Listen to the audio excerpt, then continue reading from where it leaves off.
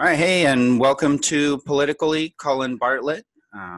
This is July 11th when we are recording this here in the evening, and the day of the Green Party National Convention. So Colin agreed to come on the show and give us a bit of an update about what's going on with the Green Party. So welcome and thank you, and why don't you go ahead and introduce yourself, and yeah. Great.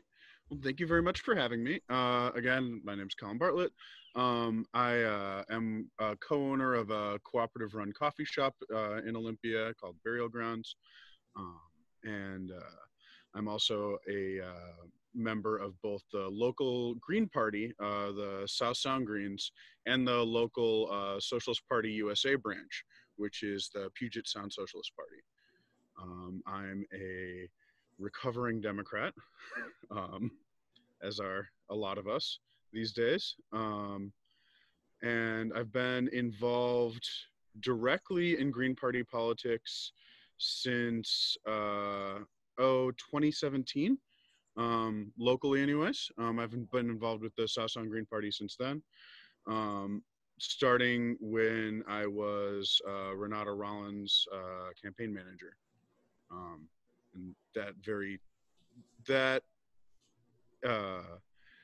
bit of contact with the local political scene definitely drove me pretty far into the arms of the Green Party right from the get-go.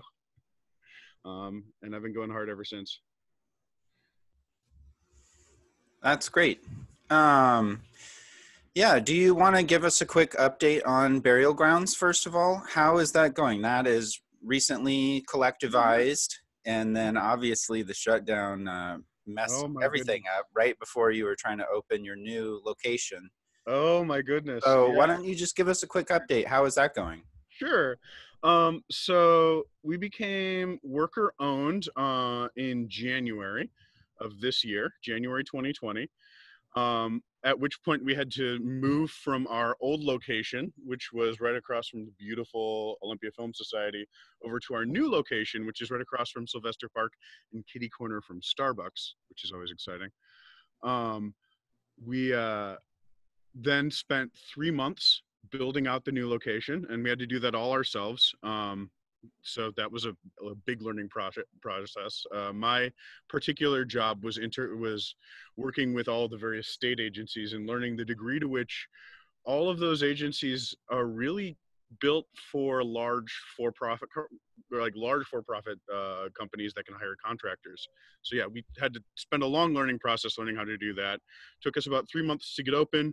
We had a beautiful week and a half of actually being open, and then COVID hit. So we've been surviving in part off of the loans that we had been able to get beforehand, largely because we are doing this community-supported coffee project, in which people basically buy a box of coffee and tea and zines.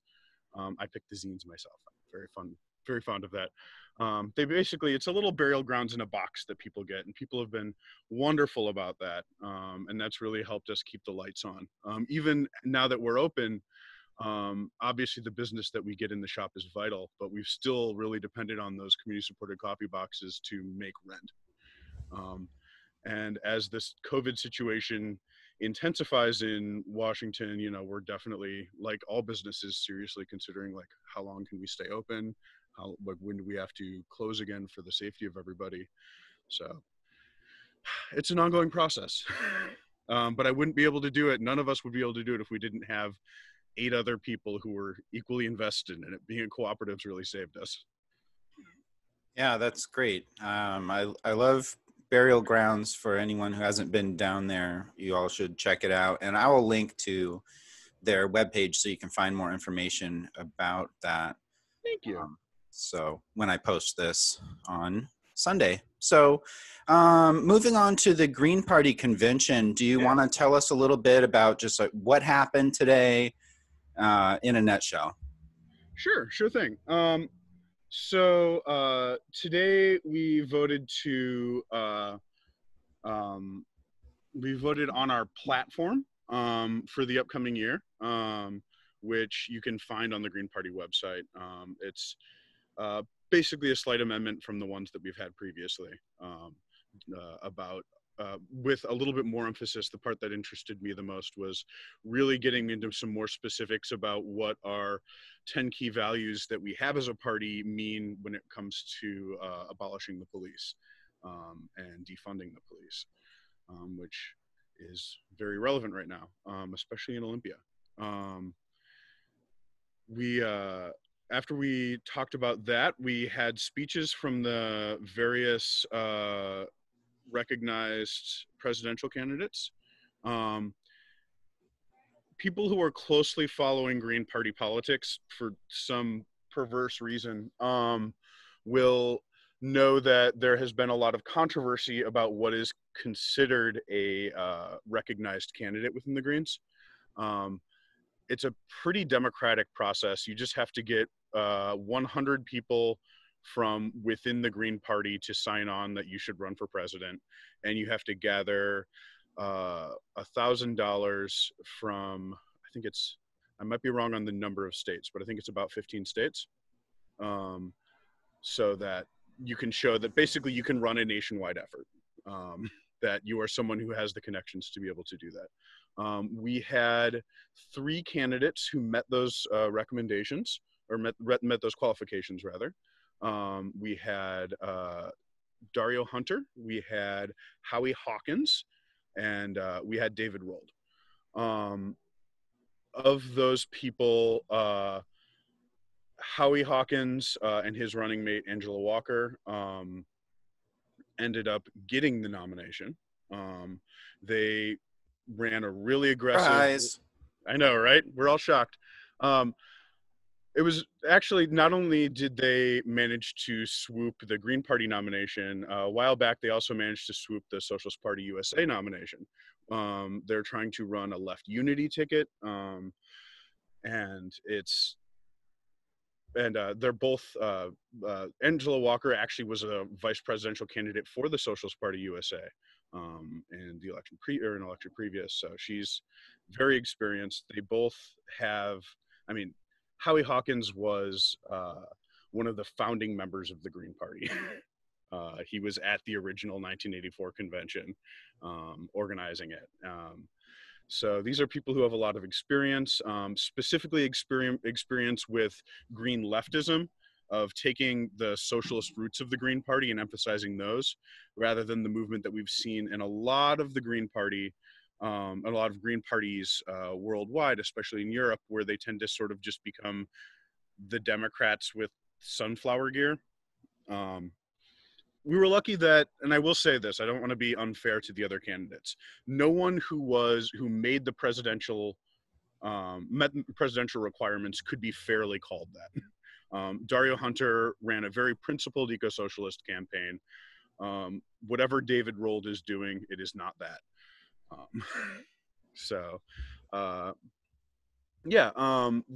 Everyone gave pretty impassioned speeches.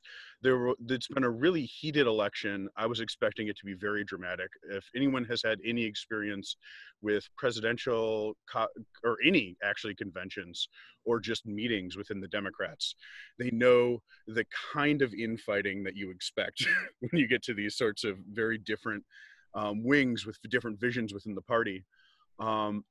But the organizers did a great job. It was very smooth. We had a lot of very vigorous debates in the comment sections. Normally we would have all been getting together and yelling at each other in Detroit.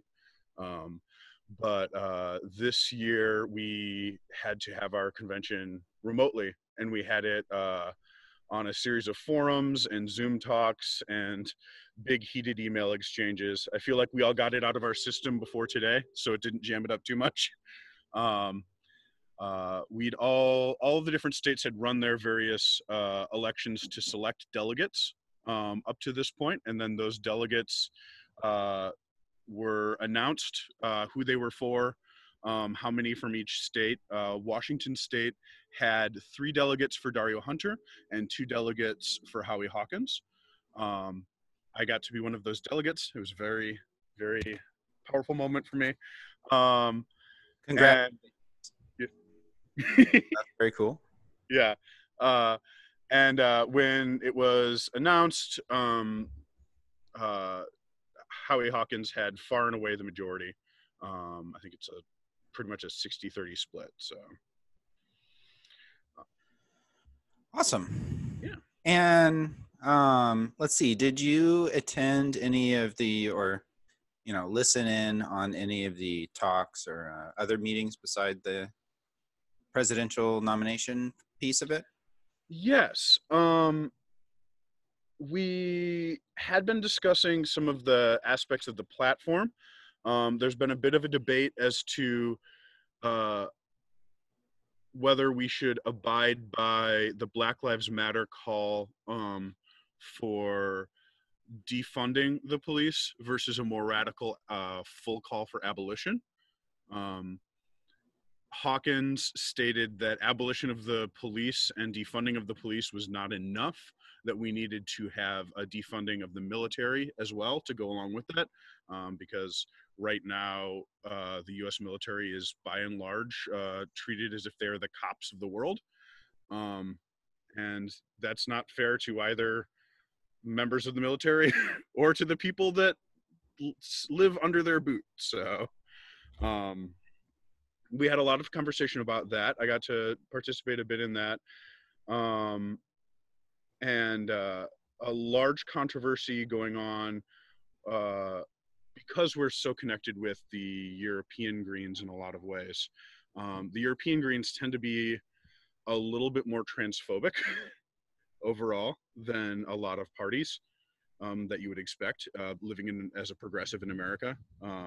Transphobia, specifically trans-exclusive radical feminism, turfism, is much more a part of the left in Europe, and it has been making attempts to take over the Greens. I'm also the secretary of the Lavender Caucus, which is the body that represents queers within the National Green Party. So I've been dealing a lot with that recently. The party was overwhelming in its support for trans rights and protecting specifically trans youth from these transphobic attacks. So we got to speak a bit about that. Yeah, that's great. Thank you for your work on that. Thank you. And I will link to the Lavender Greens page as well. Excellent. You had posted the other day something specifically about Angela Walker, right? And do you want to tell us a little bit more about what do you like about Angela Walker specifically, and what were you talking about with regard to 2024? Oh, yes. So Angela Walker, like me, is a Midwestern socialist from a proud line of Midwestern leftists, stretching back to Eugene Debs. She's from Milwaukee originally. She she is right now a truck driver and an educator. She's been a union member and a labor activist for her entire life. She is a proud member of the Lavender Caucus. So I've had opportunity to work with her personally in that regard. She's a really remarkable human being. She has that vision, that way that you connect struggles to each other in order to strengthen them rather than divide people by their oppression. That Howie shares, and it's something that I really love about both of them. She, in her experience as the Socialist Party USA vice presidential candidate, I feel like she gained a lot of nationwide scope. Specifically working in colonized territories. The Socialist Party USA did especially well in Guam. And so as a colonized person herself, and as someone who has spent now a lot of time working in colonized communities, she gives a really interesting perspective on what the United States as a uh, occupying regime looks like to people who live here under that. I've really appreciated that. Yeah, she's a wonderful speaker, and she's just cool. I really try to maintain. I try to be pretty cool-headed about politicians, because when it comes down to it, they are at best an approximation of my views written in someone else. So, like, I try not to treat them as solutions. Politicians, in the best possible sense, are tools that we use to express our views nationwide. But it's nice to be able to trust that someone is well-intentioned, because you've built that relationship with them, and I've done that with Angela Walker. I can say that I trust her vision for the Green Party, and that vision is very bottom up. Like Howie Hawkins, Angela Walker's experiences with labor organizing and with bringing oppressed communities and dispossessed communities together to work against power. She did that against Scott Walker in Wisconsin. She did that on behalf of ballot access in Florida, and she's doing that now. So that's my experience with her. I talked online about how excited I am to vote for her as the presidential nominee for a red-green coalition. So you got cut off right there, right after coalition, if you want to. Oh yeah. We talked. I talked a lot about the sort of red-green coalition, or I have been talking about it a lot. I mentioned it in that post. That's something that we've been working on within the party, bringing the younger, queerer, browner, more oppressed voices within our party to the forefront of it. And the party's been, quite frankly, it's a lot of older folks. That's true of almost any party. When you get to the organizational level, you end up with people who have the time to do that and the resources to do that, and those tend to be wealthier older people. And we've really been working on changing the face of the Green Party from well-intentioned NPR mom to youth and working people who are on the streets trying to make change. The Hawkins Hunter vision for that involves working on tenant organizing, working on Black Lives Matter, and missing and murdered Indigenous women's work, working on trans rights and an end to our oppressive border system, working on denuclearization, and bringing people from those struggles, those decolonization struggles, those working class struggles together. And that's why we partner with Socialist Party USA, which also has that vision. And that's something I'm very excited about. I have a dream, I know a lot of us do, of basically looking beyond the 20 different factions, the 31 flavors of leftism that currently exist, to have a more unified national voice that is empowered by a lot of ground up grassroots organizing. So yeah, I think that she really represents the face of the future of the party. Angela Walker does. And I know, given her organizational skills, that she's going to be back after this election and that she is going to be bigger than ever. So I'm hoping to see her represent that. Oh, that's awesome. Yeah. And we'll talk again in the future and see where we are. Yeah. So, do you want to talk a little bit about if people are interested in helping the Green Party and helping Howie and Angela in the presidential bid, and how should they go about trying to plug in and help out right now? Yeah, so that's actually really important, specifically right now in July. So Washington State has pretty restrictive ballot access in some ways. It's very easy to get on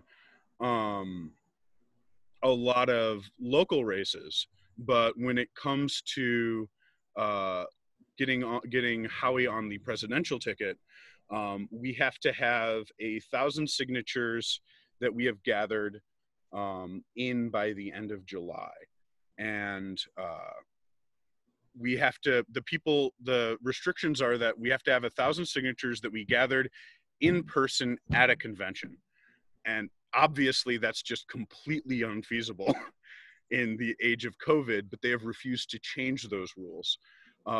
Thankfully, we have a lot of very smart people within the party who have been able to find ways to follow those rules and not put our workers or the people who might be interested in the party at risk. So what I would recommend to anyone who's interested in helping Howie be on the Washington State ballot, whether that's because you want to vote for him or you just recognize that people deserve to vote for the people that they want on the ballot, go to greenpartywashington.org/events. All of this information that I'm about to give is going to be on there. The links to all of the petitions are on there. So definitely go to that. We have a petition that you can print out, and you can sign. You can have everyone else within your epidemiological unit sign. We have a virtual convention that's going on daily that we have the link to on that site. And you can hop in on there while you are signing it, and then you have been to our convention and you have signed the petition, and you can mail that in. I will personally send petitions and envelopes to anyone who wants them. You can find me on Facebook as Colin Bartlett. DM me and I will send it to you. You can also email the Green Party at southsoundgreens@gmail.com if you want to be involved in that, and I will send you everything except for your own signature. That's interesting about the convention. Yeah. And I need to do that myself. So yeah, so do I definitely. actually. And let's see.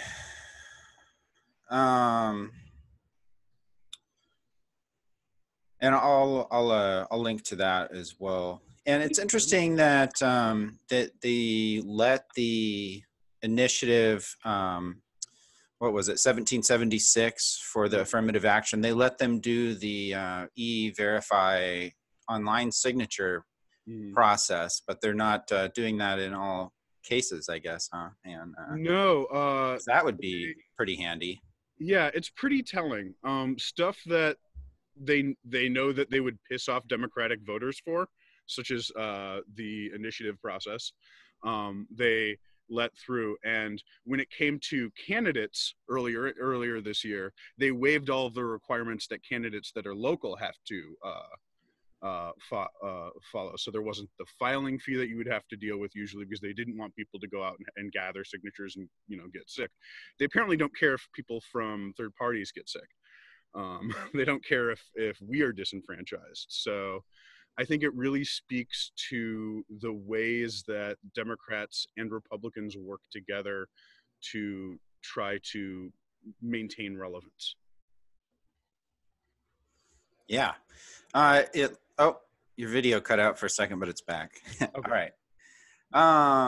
So let's see. Anything else you want to say? Maybe if you have any comments on local politics or anything else you want to talk about before we wrap up? You know what? I think that it is so. Black Lives Matter, obviously. Defunding the police matters, both to protect Black lives, to protect homeless lives, to protect trans lives in our community, all of the lives that are disproportionately affected by the police here in Olympia specifically. But beyond simply protecting lives, police are the first line of offense anytime that anyone wants to make meaningful change in our community. Anyone who's been on the street, I do street medicing myself. Anyone who's ever been out at any rally, no matter what its positive intent, knows that that threat of violence is meaningful. It keeps people home. I think it's really important to remove, to the degree that is possible, that threat. Even if you're not someone who believes that we should defund the police, even if you're not someone who thinks that we should replace the police with a different type of mediating force, I think we can agree that the threat of loss of our lives, the threat of chemical warfare on people who want to express a dissenting viewpoint, or even, quite frankly, people who are, being aggressive in their defense of their viewpoint, who might smash a window or might, scrawl graffiti on something. Those aren't crimes punishable by torture. Those aren't crimes that you can justify using chemical weapons against. And unfortunately, our city council, everyone except for Renata Rollins, voted to allow the use of chemical weapons against people who have damaged property. People who are in a group of more than 3 who seem to be like showing the potential for damaging property, who seem to be showing, any kind of protester energy, are going to be are open to being attacked with chemical weapons by OPD. And I'm not surprised that a lot of the people in there who signed off on that did. I'm very disappointed in Clark Gilman. I'm very disappointed in Lisa Partially. Those are 2 people that I have a lot of respect for, that I've worked with in the past. I want them to explain themselves. And I do want to thank Renata for not assenting to that process. Yeah, absolutely. And I will have talked about this in a, more on my show by the time folks are watching this. And because, yeah, that was a sad vote a little bit, but not surprising. And you certainly haven't seen much of a movement to end the city manager system or any kind of big substantial change that people have been calling here for decades now. Yeah. And so, they're talking, tiny, they want to fight against the tiniest reforms, and we're not even talking about the big ones that we're really wanting. So there's definitely going to need to be some big movement and change in the city council and other local elections. So yeah, I think part of that, and this just to get back to the importance of third parties and the importance of local organizing. I think having candidates who are directly beholden to and in direct communication with their constituents is really important. I think that's very easy to not have if you are part of one of the 2 major parties. You can get a lot of support just because you have a D next to your name. You can get a lot of support because the Republican National Convention wants to send you money to protect businesses. You can get around the need for honesty and the need for being true to your constituents if you're a Democrat or if you're a Republican. If you have chosen to separate yourself from that duopoly, then you are much more vulnerable and you are much more dependent on people power. That's one reason why I really support third party entry, especially in local politics. But from now on, even that's not enough. Like, I want politicians who commit themselves, who obligate themselves to be meeting regularly with their constituency, that meet and have regular open feedback from the people whose lives they are affecting with their actions. I feel like a lot of what ends up happening with local politicians is that they get into office and then they're totally overwhelmed by the administrative status quo. They are told what is and isn't possible, and are removed from the people who told them what needs to become possible. And we lose them a lot of times. It's very hard to get people back from that. Again, I have to give credit to Renata for having done the work after she kind of got lost in that process to reconnect with the community. And I think we've seen the fruits of a lot of that. I agree, and I've seen that as well. There have been many community events, not political events, but community events where Renata's been the only one there. And Clark used to be a little bit like that as well, but I think he just started distancing himself from protesters and whatnot. And I'm not sure how he's been. I haven't checked up on what Clark's been up to in quite a while, but yeah, definitely. I agree with your assessment there that Renata's been the one that has been accessible to folks in the community. And whenever there's been any kind of injustice or, struggle in the community, they've been there listening. So, yeah, I agree there with the shout out to Renata on that vote. And then also, like you said, on the work behind it. All right. Well, anything else you want to talk about before we wrap up here? No, I think that's pretty much what I had to say. Thank you very much for providing me with this platform. Yeah, absolutely. Hopefully we will catch up again in the future. Thanks again for your work with the Greens and everything else, and for coming on the show. So, solidarity. Yeah, absolutely. Solidarity. Later. Later.